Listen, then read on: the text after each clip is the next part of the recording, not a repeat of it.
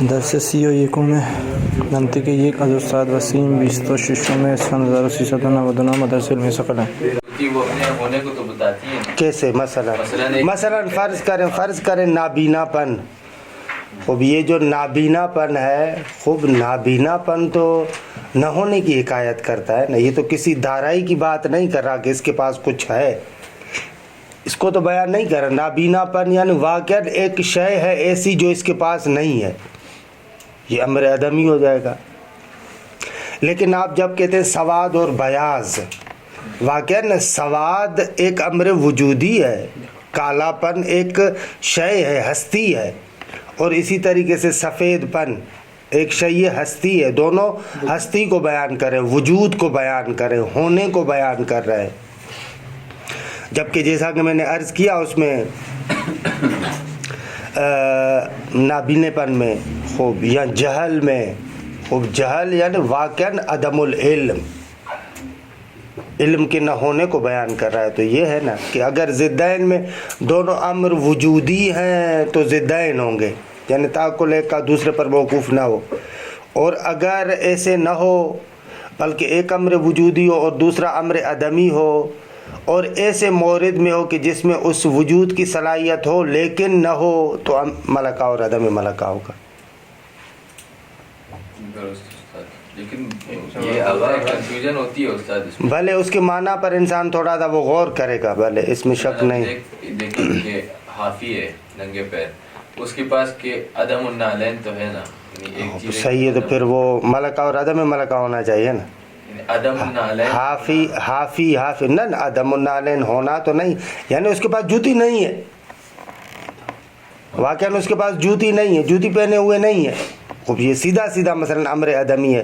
یا مثلا گلاس پانی سے بھرا ہوا یا خالی ہے.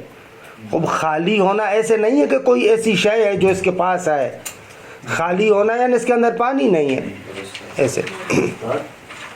یہ متباین میں جو آپ نے کہا تھا کہ جیسے سیف اور سالم کی ہم نے مثال دی تھی، تو ایک تلوار تھی لیکن اس کی جو صفت تھی نا وہ تیز کاٹنے والی تھی. اب اگر میں کہوں کہ ایک کتاب اور ایک کہوں کہ ایک کتاب بڑی کتاب ہے، تو اس کے اندر کیا بولتے ہیں ہم متباین لیں گے، یعنی متباین کسی ایک لفظ کی اگر لفظ کے معنی میں ہو، نہ کہ اس کی سائڈ میں صفت دوسری لے کر اس کے معنی میں اگر اس کے معنی میں یہ چیز پوشیدہ ہو تو بھلے متباین ہو جائیں گے.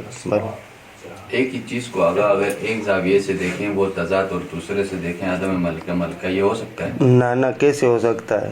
مگر یہ کہ کیونکہ ایسے تو نہیں، آپ کے دیکھنے سے وجود عدم اور عدم وجود تو نہیں بنے گا. ایک زاویے سے مثال دے. شہر میں لکھی ہوئی تھی، اسی کی کوئی مثال تھی، اگر یاد نہیں آ رہا. وہی خیر و شر کی شاید اسی کی کوئی. ہاں خیر و شر، مثلا دیکھیں خیر و شر میں اب زاویے دید سے فرق نہیں پڑتا، لیکن آپ کے نظریے سے فرق پڑتا ہے. این معنی ایک بندہ ایسا ہے جو کہتا ہے کہ بابا میں نہیں مانتا کہ شر امر عدمی ہے، میں سمجھتا ہوں شر امر وجودی ہے. کوئی بندہ اگر ایسے کہتا ہے، خوب اس کے نزدیک تضاد ہو جائے گا. ہاں لیکن ایک بندہ کہتا ہے کہ نہ شر امر عدمی ہے، امر وجودی نہیں ہے، تو اس کے اعتبار سے کیا ہوگا؟ لیکن حقیقت میں دونوں میں سے کوئی ایک چیز ہے، یا امر وجودی ہے یا امر عدمی ہے. ایسے نہیں ہے کہ یہ بھی درست ہے یا یہ بھی درست ہے. یہ ہو جائے گی نسبیت، کہ نسبیت اس وقت جو مغربی فلسفے کی سب سے بڑی مصیبت ہے وہ یہی نسبیت ہے. بابا آپ یوں دیکھ رہے ہیں، آپ کو ایسے نظر آ رہا ہے، میں یوں دیکھ رہا ہوں، مجھے ایسے نظر آ رہا ہے. آپ بھی درست ہے، میں بھی درست ہوں. حقیقت نہیں ہے، یہ غلط بات ہے. اگر اس سے مراد کیا ہے کہ یہ عمل وجودیہ نے متعاقبان موضوع موافق، مثلا جیسے یہ دیکھیں نا آغا، ایک کتاب ہے، ٹھیک ہے، اس کتاب کا رنگ اس وقت فرض کریں سفید ہے، فرض کریں آپ، ٹھیک ہے. خوب اسی کتاب کو آپ کالا بھی کر سکتے ہیں، درست ہے. یہ سفید اور کالا یہ ایک ہی کتاب ہے نا، اس ایک ہی کتاب پر عارض ہو سکتے ہیں. لیکن اگر ان کو آپ جدا جدا دیکھیں، کالا یہ ہو سفید یہ ہو، اصلا دو جدا جدا موضوعوں پر ہو، تو یہاں پر تضاد کی بات نہیں ہے، کیونکہ وہ علیحدہ موضوع پر ہے، وہ علیحدہ موضوع پر ہے. ضدین اس وقت کہتے ہیں جب ایک موضوع کو مد نظر رکھیں. اگر دو علیحدہ موضوعات کو مد نظر رکھیں گے تو تضاد نہیں ہے، وہ وہاں پر ہے، وہ وہاں پر ہے، کبھی بھی امتناع نہیں ہوگا. آپس میں مثلا دو چیزیں ہیں، دو علیحدہ موضوعات پر خارج میں موجود ہے، ہو سکتی ہے؟ جی بالکل ہو سکتی ہے. یعنی دو ضدین ایک ہی موضوع پر عارض نہیں ہو سکتے ایک ہی وقت. ہاں یہ تھا نا تقابل میں. احسن تم باری کرنا. استاد توی همین ضدان ما گفتیم دو تا امر وجودیه که فهمیدنیه که امر بر دیگری موقوف نیست. درسته؟ جی. الان من گرما و سرما رو در نظر میگیرم، این یه چیزی اعتباریه. من قرار دادم که سرما مخالف گرماه و سفید مخالف سیاهه. احسن تو. اعتباریه. درست؟ لیکن دیکھیں یہ جو ہم کہہ رہے ہیں ایک کا سمجھنا دوسرے کے سمجھنے پر موقوف ہو. آپ مثلا جیسے میں نے مثال دی تھی اوپر اور نیچے، واقعاً فوق اور تحت اصلاً ایک دوسرے کے بغیر معقول نہیں ہے. ایک ہو اور دوسرا نہ ہو، اس کے بغیر اصلاً تعقل نہیں ہو سکتا، معقول نہیں ہے اصلاً. جبکہ جو آپ مثال دیکھ رہے ہیں نا، فرض کریں ایک بندہ ایسا ہو جو پہلی مرتبہ اس دنیا میں آیا ہو اور اس نے سردی کو دیکھا ہو، گرمی کا اسے پتہ ہی نہ ہو، تو سردی کا تصور اس کے لیے ہوگا یا نہیں ہوگا؟ ہوگا، اس کے لیے ہو سکتا. لیکن آپ کسی بھی جگہ پر متضاعفین کے بارے میں یہ نہیں کہہ سکتے کہ ایک متضاعف کا وہ تصور کرے دوسرا اس کے پاس نہ ہو. اصلا متضاعفین ہوتے ہی ایسے ہیں، ہوتے ہی ایسے. ایک کو سمجھو گے تو دوسرا حتماً سمجھنا پڑے گا، اس کے معنی کے اندر یہ چھپا ہوا ہے. لیکن ضدین میں ایسے ہو سکتا ہے کہ ایک بندہ آ کر کہے کہ بابا میں اس کو بھی سمجھتا ہوں اس کے ذریعے سے. یہ والا مراد نہیں. یہاں پر مراد جو متضاعفین میں ہم کہتے ہیں کہ ایک کا سمجھنا دوسرے کے سمجھنے پر موقوف ہے، یعنی اصلاً ایک دوسرے کے بغیر قابل تعقل نہیں ہے. ایک دوسرے کے بغیر اصلاً قابل تعقل ہی نہیں ہے. متضاعفین میں ایسے ہوتا ہے، آپ تصور نہیں کر سکتے. خب یہیں پر میں لانا بھی چاہ رہا تھا کہ ایک نقطہ تھا متضاعفین کے بارے میں، وہ آپ کو عرض کروں. یہ متضاعفان کے بارے میں تھوڑا سا میں جلدی میں گزرا تھا. یہ قانون ہے المتضاعفان متکافئان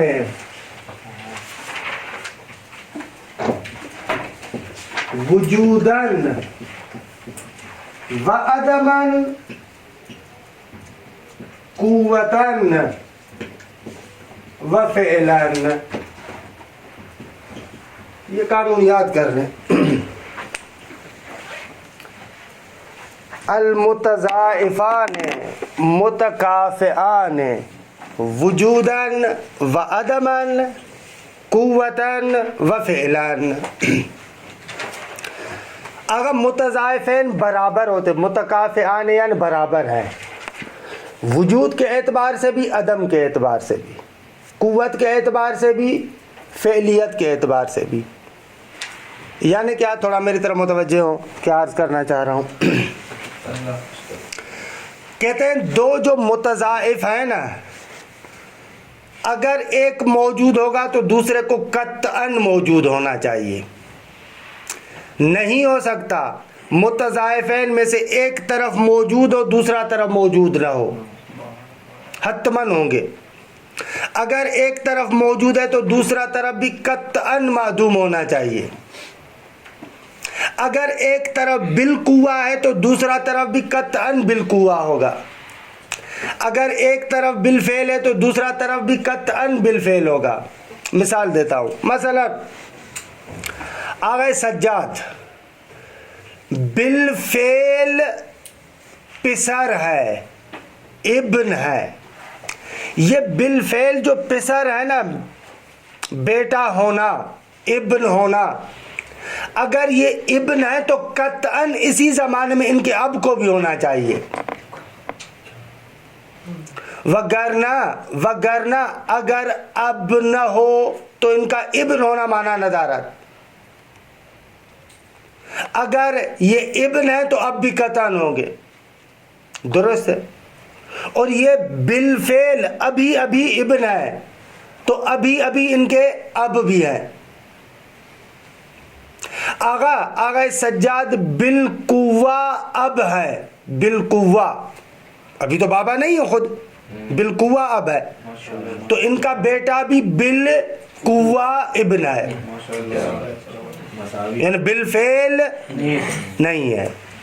اچھا یہاں پر ایک نقطے کو مد نظر رکھیں، وہ جو آگ محمد علی سوال کریں ظاہراً میں سمجھ رہا ہوں. کبھی کبھار کیا ہوتا ہے، خدا نخواستہ ایسے ہوتا ہے کہ کسی کا باپ مر جاتا ہے، ٹھیک ہے, کسی کا باپ مر جاتا ہے, لیکن یہ بیٹا تو ہے, باپ نہیں ہے.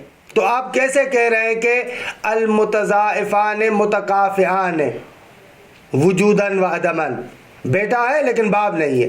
یہی پوچھ رہے تھے. میرا ایک اور بھی سوال تھا. اچھا اس کا پہلے سن لیں. یہ عام طور پر اشتباہ کرتے ہیں. دیکھیں, تضاعف ان دو شخصوں کے بارے میں نہیں ہے, وہ جو باپ ہے شخص اور یہ جو بیٹا ہے. تضاعف ان دونوں کی صفتوں کے بارے میں ہے. دقت کیجئے گا, تضاعف کس کے بارے میں ہے؟ صفتوں کے بارے میں, ابوت اور بنوت. درست ہے.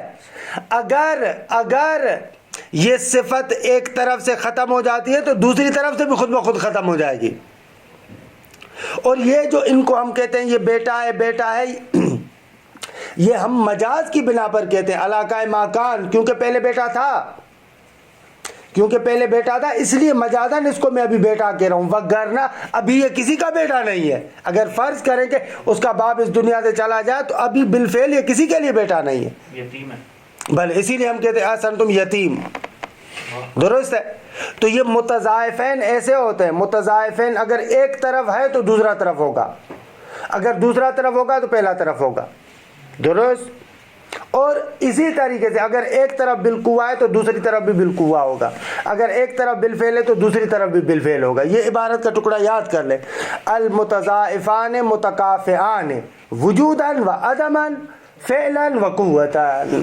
بلبے فرمائے. یہ قانون سب مانتے ہیں, سب مانتے, عقلی قانون ہے, کسی جگہ پر ٹوٹ نہیں سکتا. تو یہ سب مانتے ہیں. تو اگر جو آگا نے مثال دی تھی خالق اور مخلوق کی, ہاں, تو جو دوسرے مغربی ہیں کہتے ہیں کہ بغیر خالق کے ہم پیدا ہوئے ہیں, کچھ ہوا تھا یہ وہ, مخلوق تو ہیں.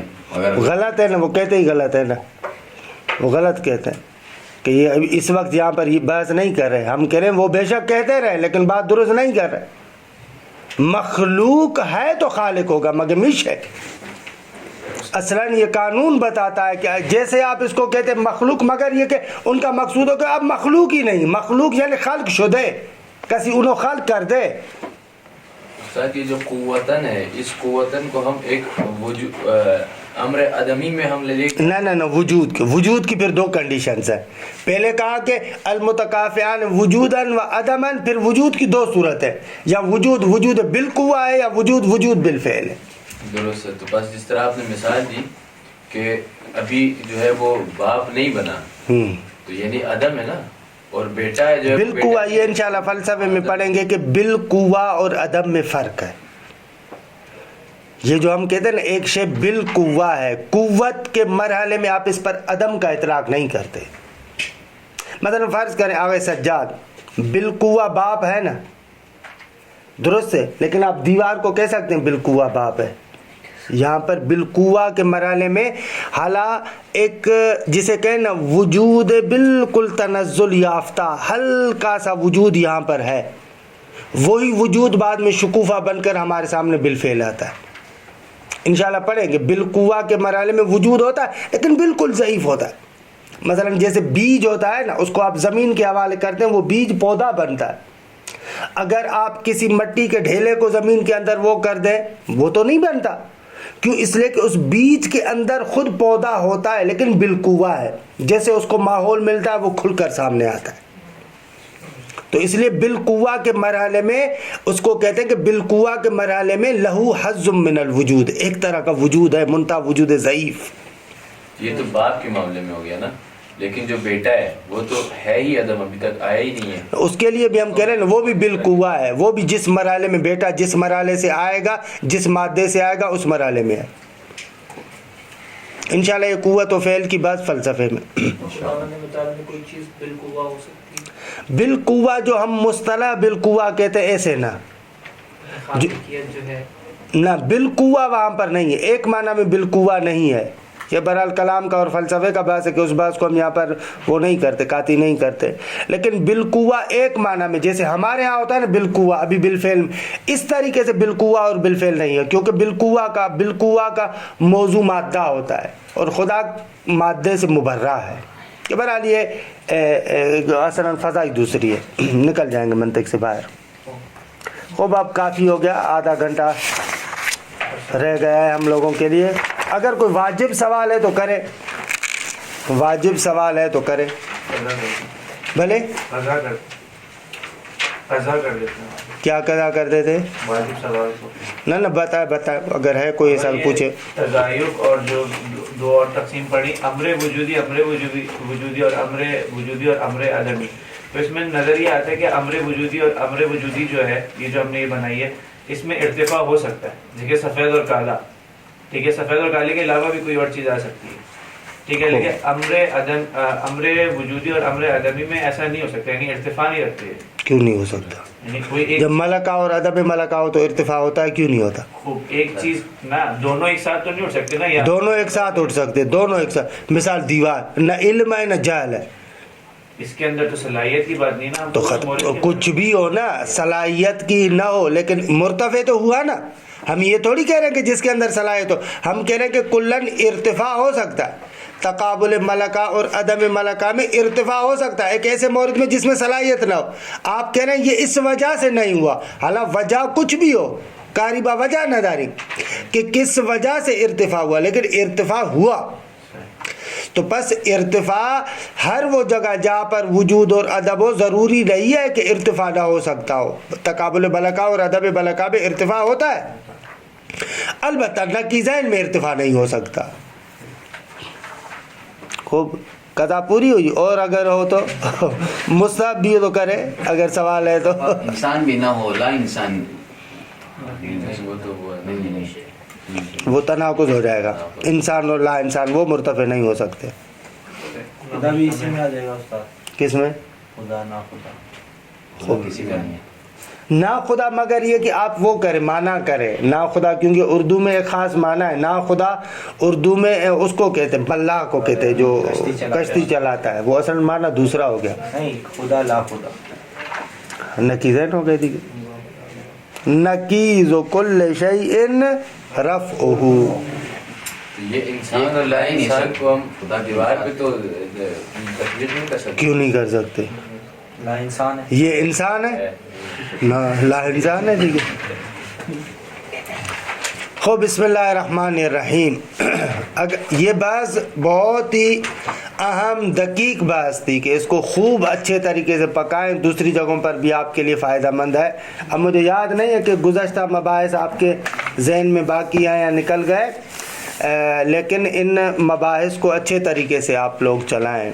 تھوڑا سا میں یہ جو 15-20 منٹ دوبارہ آپ سے کہتا ہوں سوال جواب, اگر آپ غور کریں اس میں اضافی نقطے بتاتا ہوں آپ کو, اس لیے یہ جان بوجھ کے کہتا ہوں کہ آپ سوال کریں. سوال بہانہ ہوتا ہے کہ اس کے ضمن میں کچھ نہ کچھ نقطہ عرض کروں, تو اس کو حتماً مد نظر رکھا کریں. خوب, ہماری بحث الفاظ کی تقسیم کے بارے میں تھی نا. ابھی تک 2 تقسیمیں ہوئیں, بشرط لا کہ لفظ ہو اس شرط کے ساتھ کہ ایک سے زیادہ نہ ہو, بشرط شے لفظ ہو اس شرط کے ساتھ کہ ایک سے زیادہ لفظ ہو. تیسری تقسیم رہتی ہے کہ لفظ لا بشرط, چاہے مفرد ہو چاہے متعدد ہو, چاہے ایک ہو چاہے ایک سے زیادہ ہو. تیسری تقسیم کے جس کو لا بشرط کہہ رہے تھے. لفظ مطلقاً چاہے واحد ہو یا متعدد ہو, اس اعتبار سے 2 قسموں میں تقسیم ہوتا ہے. کہ یہ تقریباً آج سے تھوڑی سی ادبیات کی بحث کی جھلک بھی ہے کہ آپ لوگ پڑھ کر آئیں, لہذا یہاں پر ہم تھوڑا سا سرعت کے ساتھ چلیں گے, بہت زیادہ وہ نہیں ہے. ادبیات میں آپ پڑھتے ہیں, لفظ کو تقسیم کرتے ہیں, لفظ یا مفرد ہے یا مرکب ہے. لفظ کیا ہے؟ یا لفظ مفرد ہے یا مرکب ہے. دیکھیں, منطق میں ہم کہتے ہیں ایک لفظ کے اندر چند خاصیتیں ہوں تو وہ مفرد بنتا ہے, یا ایسے سمجھے چند خاصیتیں ہوں تو مرکب بنتا ہے, اگر وہ خاصیتیں نہ ہوں تو مفرد بنتا ہے. مثلا پہلی خاصیت, اس کو بے شک اگر خلاصتاً لکھتے بھی جائیں تو مشکل نہ دار ہے, لفظ کا جز نہ ہو. کیا؟ لفظ کا جز نہ ہو, ایک صورت. دوسری, لفظ کا جز ہو لیکن معنی کا جز نہ ہو. تیسری صورت, لفظ کا جز بھی ہے معنی کا جز بھی ہے لیکن لفظ کا جز معنی کے جز پر دلالت نہ کرے.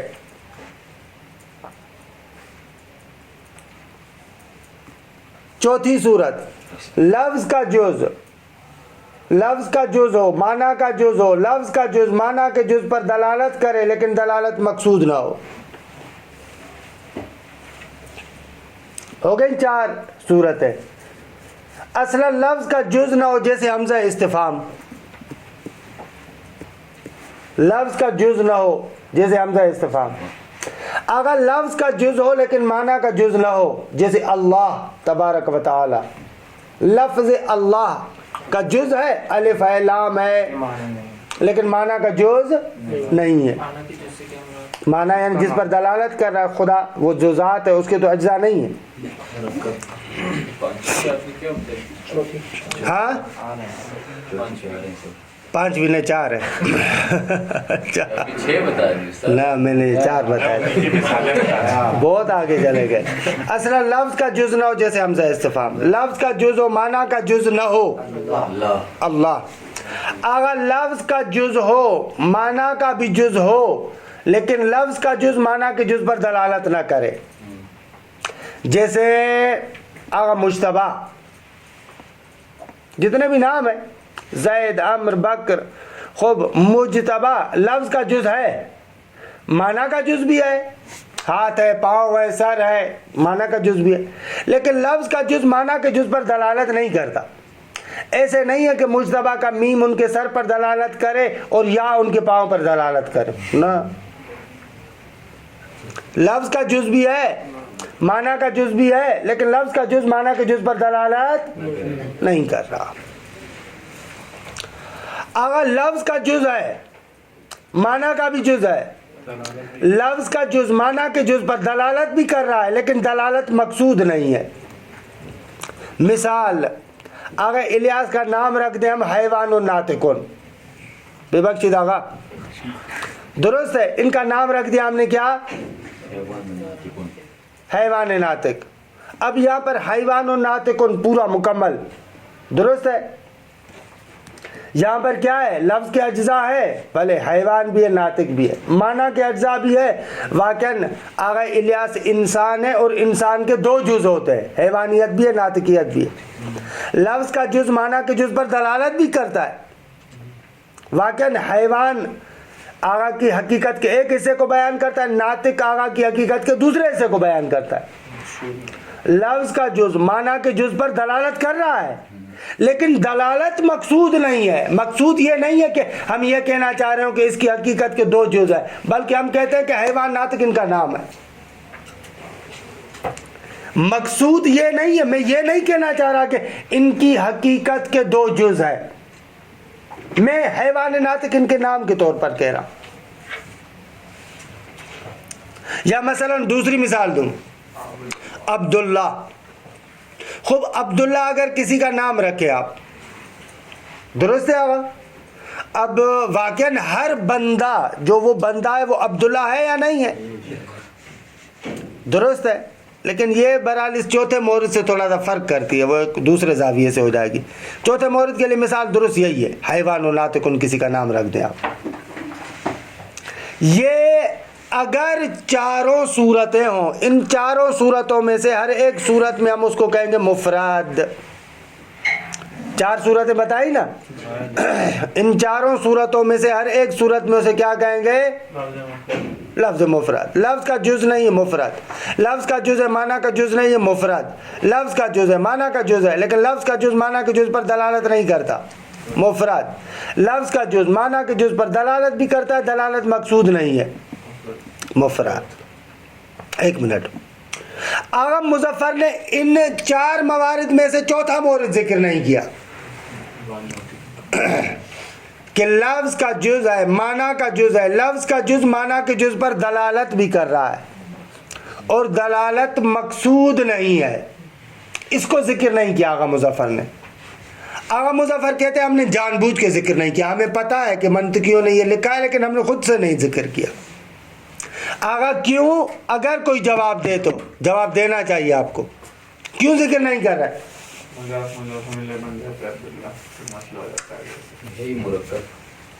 फजा में ही नहीं आप लोग, ये सब تیسری والی سے مل شبات رکھتی ہے اس نہ تیسرے والے میں ہم کہہ رہے ہیں کہ لفظ کا جز ہے معنی کا جز ہے، لیکن لفظ کا جز معنی کے جز پر اصلاً دلالت نہیں کر رہا. ممکن ہے اس میں شبہ پیش آئے کہ اگلا وہ سمجھے کہ آپ شبہ پیش آنا ہے علیحدہ مسئلہ. وہ حرف آگا جو ہا حیوان وہ اس کے جز پر دلالت جیسے آپ نہ آغا مظفر کا اگر آپ کو یاد ہو تو آغا مظفر نے کہا تھا کہ ہمارے نظریے کے اعتبار سے دلالت قصد کے بغیر ہو ہی نہیں سکتی.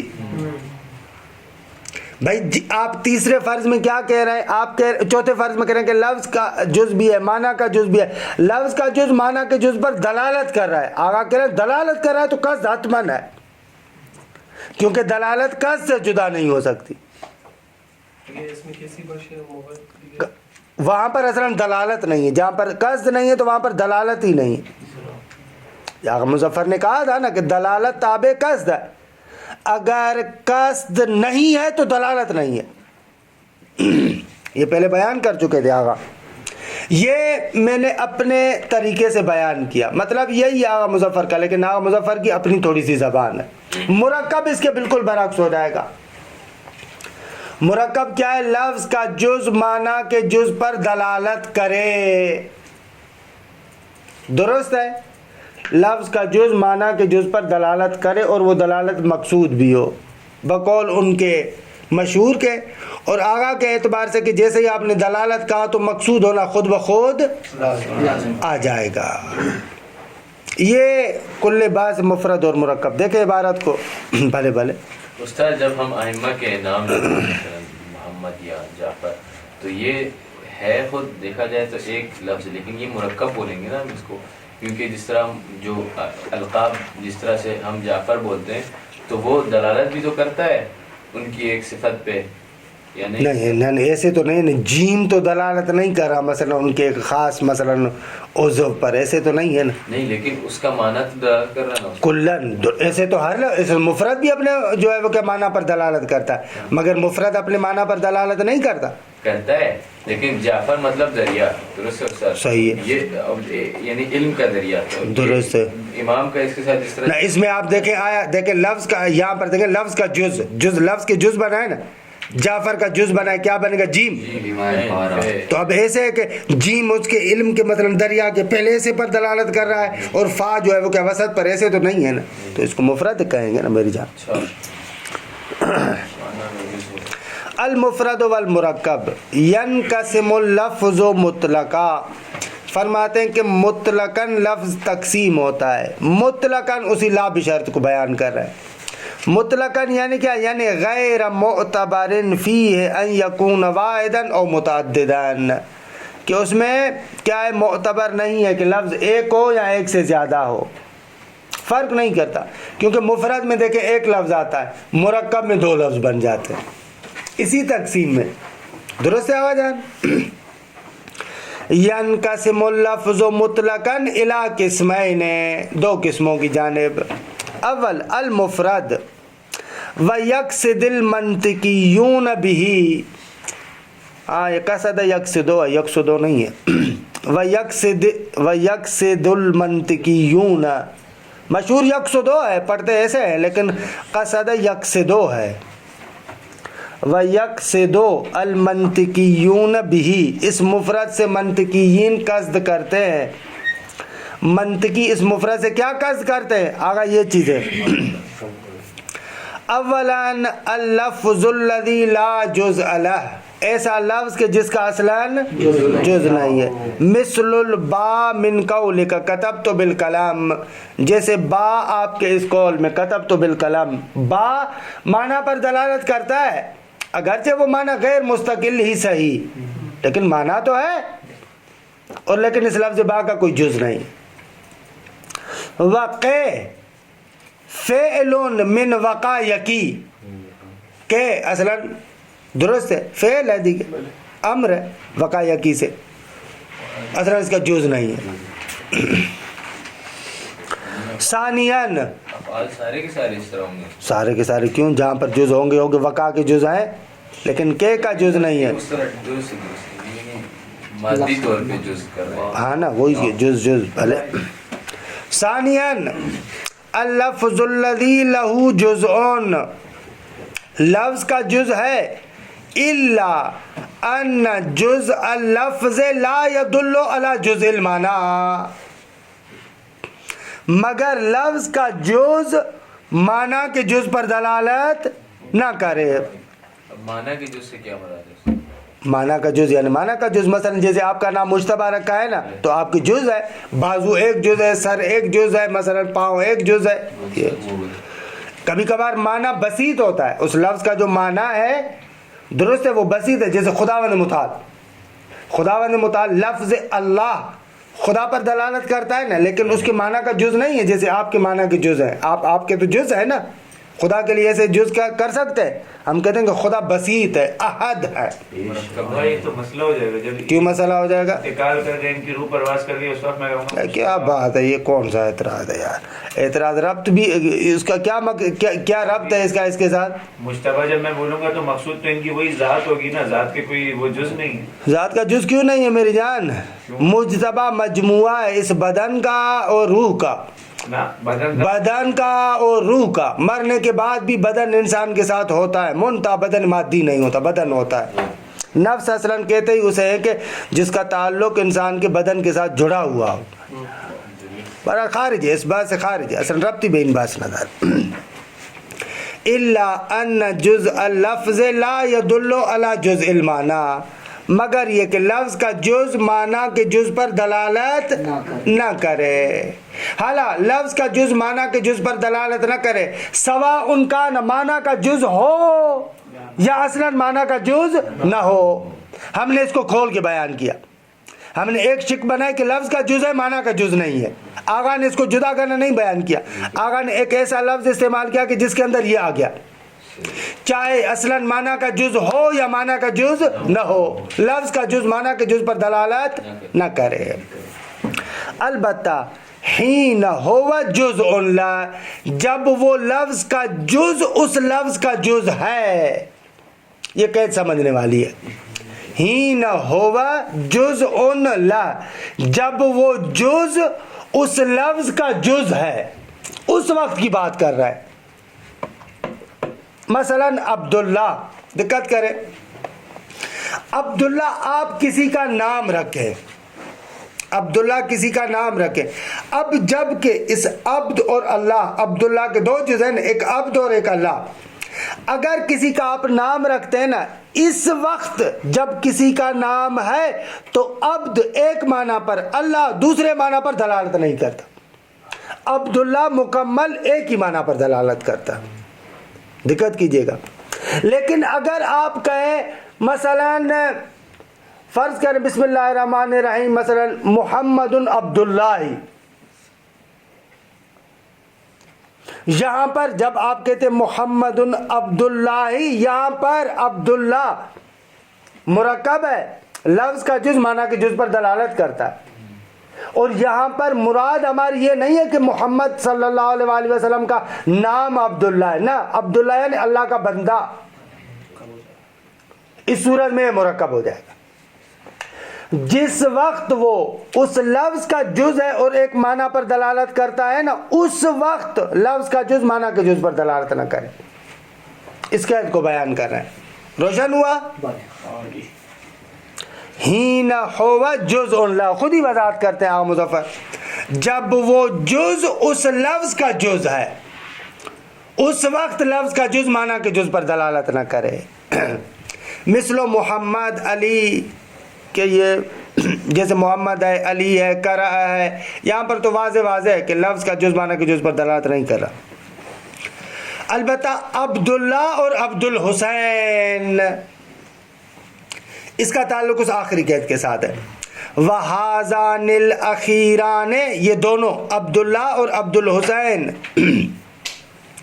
اِذَا كَانَا اسْمَيْنِ لِشَخْصَيْن، جب یہ دونوں دو بندوں کے نام ہوں. فَأَنْتَ لَا تَقْصِدُ بِجُزْءِ اللَّفْظِ، مثلا عبد و اللہ و حسین.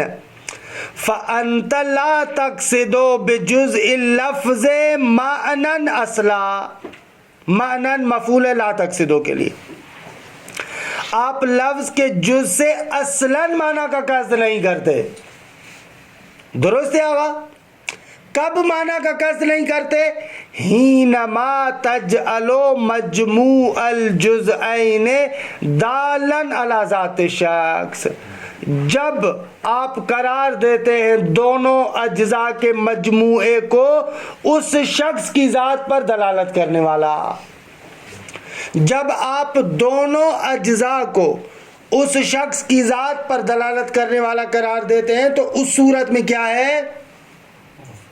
لفظ کا جو جز ہے وہ معنی کے جز پر اصلاً دلالت نہیں کرتا، لیکن برعکس اس کے جب آپ اس کو مضاف اور مضاف الیہ کے طور پر استعمال کریں، ٹھیک ہے. وما مثل هذا الجزء الا كحرف میم من محمدن وحرف کاف من قرأ. جب عبداللہ نام ہو نا تو یہ عبداللہ کی مثال نہیں ہے مگر محمد کے میم کی طرح، یعنی جیسے محمد کا میم اس کے ایک جز پر دلالت نہیں کرتا، جب آپ عبداللہ کسی کا نام رکھتے ہیں تو اب بھی اس کے کسی ایک جز پر دلالت نہیں کرتا، تو لہذا اس عبداللہ کی مثال محمد کے میم کی طرح ہو گئی یا قرأ کے کاف کی طرح ہو گئی. نعم اس کو کہتے ہیں استدراک، نام سے کیا کیا جا رہا ہے؟ استدراک کیا جا رہا ہے، اوپر والی بات پر گویا کہ ایک طرح کا تبصرہ لگا رہے ہیں. ہاں البتہ ایک صورت ہے کہ اس صورت میں یہ مرکب بن جائے گا، کب؟ جب آپ اسے معنی مضاف اور مضاف الیہ والا مراد لیں، کسی کا نام نہ ہو. عبداللہ اگر کسی کا نام نہ ہو بلکہ وہاں پر مضاف اور مضاف الیہ والا معنی مراد لیں، وہاں پر مرکب بن جائے گا. نعم فی موضع آخر، اور دوسری جگہ پر آپ قد تقولو کبھی کبھار کہتے ہیں عبداللہ او بندہ خدا، یہ یہاں پر جو آپ کہہ رہے ہیں او بندہ خدا، یہاں پر آپ اس کا نام نہیں لے رہے بلکہ مضاف اور مضاف الیہ والا معنی مراد لے رہے ہیں، او بندہ خدا. قد تقولو عبداللہ والتعنی بعبد معناہ المضاف الی اللہ تعالی. آپ ارادہ کرتے، قصد کرتے، معنی کو معنی اس لیے کہتے ہیں کیونکہ وہ قصد شدہ ہوتی ہے. انا یعنی قصد کرنا. وَتَعْنِي بِعَبْدٍ، آپ عبد سے مراد لیتے ہیں، مقصود ہے آپ کا کیا؟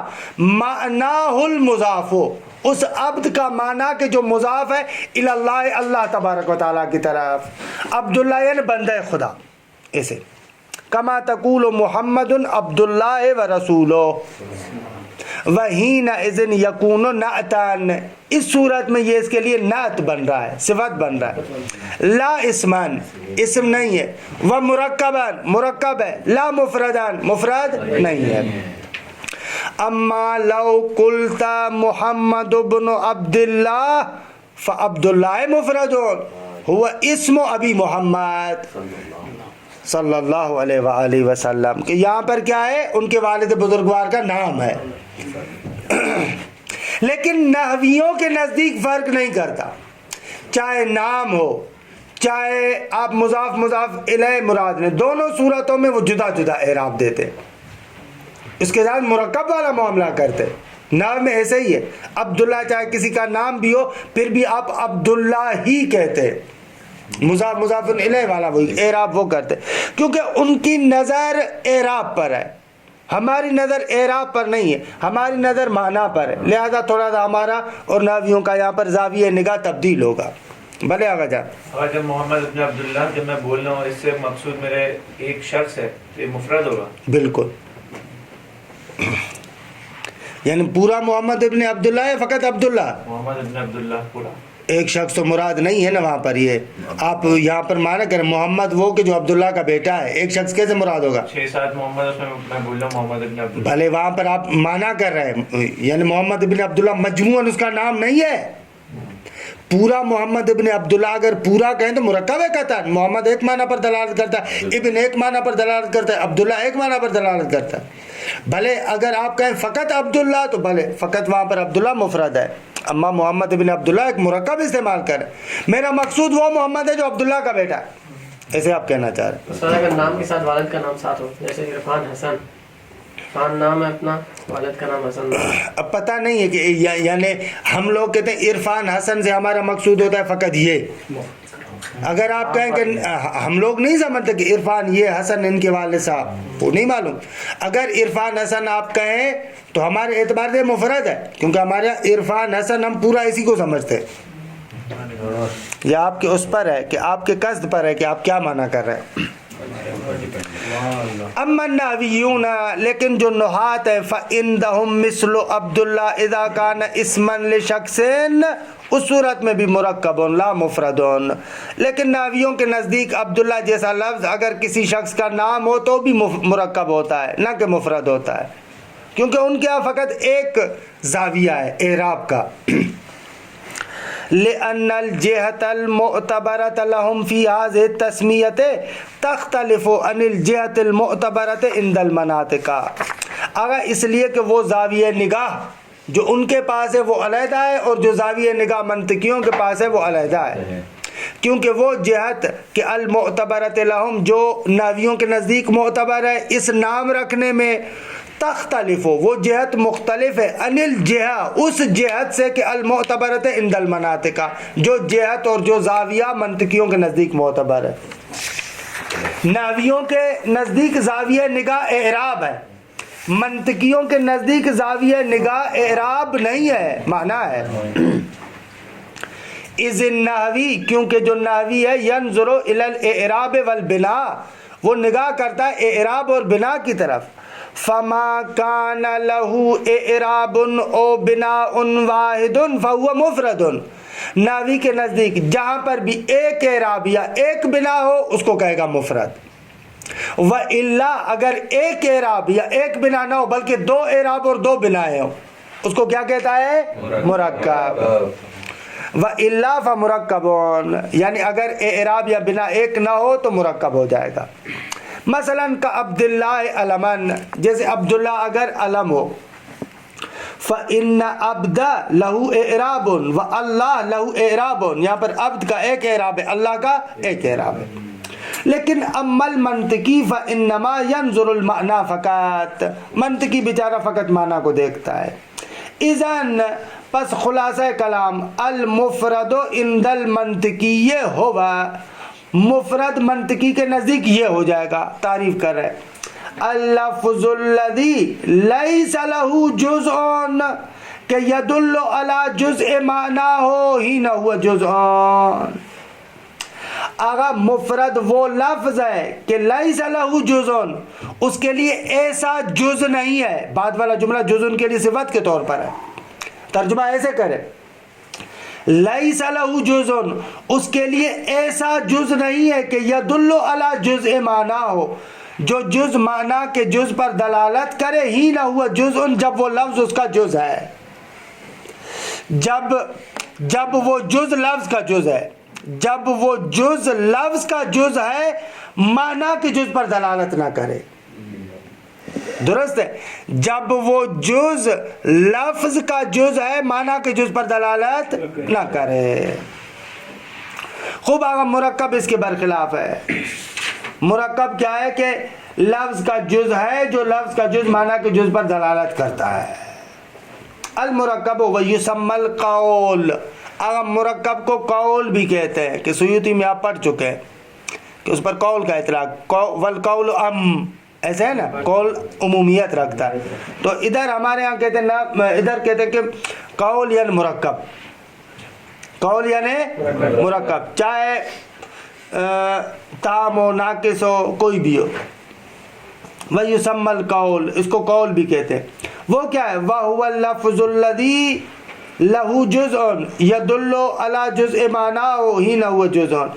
اگر لفظ کے لیے ایسا جز ہو، یہ ایسا کا ترجمہ اس لیے کر رہا ہوں کہ یدل علی جزء معنی، جز ان کی صفت بنا رہا ہوں. لفظ کے لیے ایسا جز ہو جو معنی کے جز پر دلالت کرے جب وہ جز اس لفظ کا ہے. ہی نہ ہوا جز، جب وہ جز اس لفظ کا ہے، جب وہ اس لفظ کا جز ہے، اس وقت لفظ کا جز معنی کے جز پر دلالت کرے. کہ یہ قید اس لیے لگا رہا ہے تاکہ عبداللہ میں جو دو کنڈیشنز اور دو حالتیں ہیں ان کو بیان کر سکے کہ ایک حالت میں مرکب ہے، ایک حالت میں مفرد ہے. مثل الخمر مضر، شراب نقصان دہ، فالجزآن الخمر و مضر یدل کل منہما علی جزء معنی المرکب. کہتے ہیں کہ یہاں پر دونوں میں سے ہر ایک درست ہے، خمر اور مضر دلالت کرتا ہے معنی مرکب کے ایک جز پر. نقصان واقعاً ایک جدا کا معنی کو بیان کرتا ہے، خمر واقعاً ایک جدا معنی کو بیان کرتا ہے. وَمِنْهُ الْغِيبَةُ جُهْدُ الْعَاجِزِ، کہ امیر المؤمنین کا جملہ یہ نہج البلاغہ میں ہے، حکم نمبر 461. الغیبۃ جہد العاجز، آغا جو عاجز ہوتا ہے، کچھ نہیں کر سکتا، اس بندے کا شیوا ہوتا ہے کہ دوسرے کی غیبت کرتا ہے، سامنے کچھ نہیں کہہ سکتا لہذا چھپ چھپ کے اس کے لیے باتیں کرتا ہے. فالمجموع مرکب وجہد العاجز مرکب ایضاً، جہد العاجز بھی مضاف و مضاف الیہ بھی کیا ہے؟ مرکب ہے. وَمِنْهُ شَرُّ الْإِخْوَانِ مَنْ تُكُلِّفَ لَهُ، یہ بھی نہج البلاغہ کا جملہ ہے. بدترین دوست وہ ہے کہ جس کی وجہ سے انسان تکلف میں پڑے. ہوتا ہے نا، ہماری دوستیاں ایسے ہوتی ہیں بہت سارے مقامات پر، مصیبت میں پڑ جاتا ہے، یار ابھی آئے کیا کروں. مولا کہتے ہیں ایسی دوستی بدبختی ہے، واقعاً وہ بدبخت دوست ہے. دوست یعنی دونوں ایک منزلت پر ہے. اما اس کا معنی یہ نہیں ہے کہ دوست کی خدمت نہیں کرنی چاہیے، لیکن اس کی وجہ سے تکلف میں نہ پڑے. اگر میرے پاس کچھ نہیں ہے، میں اس کی خدمت نہیں کر سکتا، تو اس کے بیہیویئر میں کوئی تفاوت نہیں آنا چاہیے. اگر مثلا اس طریقے سے بابا میرے گھر آیا ہے، میں نے اگر آج اس کی خدمت نہیں کی تو اس کا منہ بن جائے گا، تو یہ سمجھ لیں کہ شر الاخوان ہے، بدترین دوست ہے. لیکن اس کا معنی یہ نہیں ہے کہ اگر دوست کے پاس جائے تو وہ اس کی خدمت نہ کرے. نہ، بے شک کرے، اچھی بات ہے، مہمان کے عنوان سے دوسرے عنوان سے خدمت کرے، لیکن ایسے نہ ہو کہ جانے والا سامنے والا توقع یہی رکھے. یا ابھی تو ماشاءاللہ آپ نہیں ہیں، جو کل آپ معیل وغیرہ بنے نا، تو یہاں پر جو تعلقات ہوتے آپس میں آنے جانے والے، یہ تعلقات بھی کبھی کبھار انسان کو مار دیتے. اب فلاں فیملی ہمارے پاس آ رہی ہے، فلاں فیملی آ رہی ہے بیچارے کے پاس، مثلا ابتدائی طالب علم ہے، شہریہ کے آخری ایام چل رہے ہیں، اب وہ بھی آ رہے ہیں، اب ان کو کھانا بھی کھلانا ہے، اچھے طریقے سے میں جاؤں. یہ آپ لوگ شاید اتنا تصور نہ کریں، وہ جو غریب طلاب ہیں یہاں پر بیچارے، وہ اکثر اس مصیبت میں آگا مبتلا ہوتے، پریشان ہوتے، کیسے کروں گے. تو ایسے دوستوں کے لیے شر الاخوان بل تکلف لہ، بھلے کہ یار واقعی یہ پھر بدترین دوست ہے. فالمجموع مرکب، مجموع مرکب ہے، وشر الاخوان مرکب ایضاً. یہاں پر دیکھیں شر الاخوان بھی مرکب ہے. ومن تکلف لہ مرکب ایضاً، یہ جو من تکلف لہ ہے یہ بھی مرکب ہو جائے گا.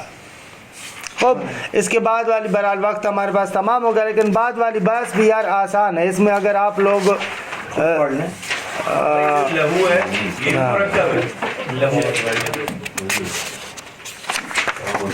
لام کا معنی ہے، ضمیر کا معنی ہے. اگر کر لیں تو ویسے ہمیں بہت خوشی ہوگی، کیونکہ یہ بحث آپ کی ہے ادبیات کی.